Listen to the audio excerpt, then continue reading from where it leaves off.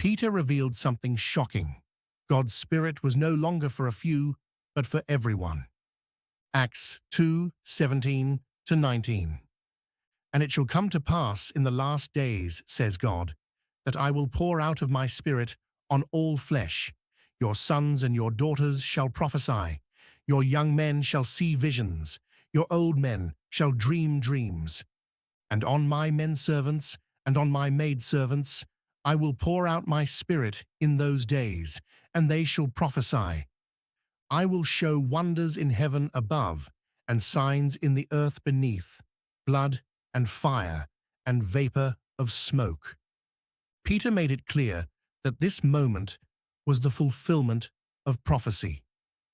God's Spirit was no longer reserved for select individuals. Now, His power would be poured out on all who believed, young and old, men and women, servants and free. This was the beginning of something world-changing. God's presence would now move through ordinary people. But Peter also warned that greater prophetic events were still ahead. This outpouring was only the beginning.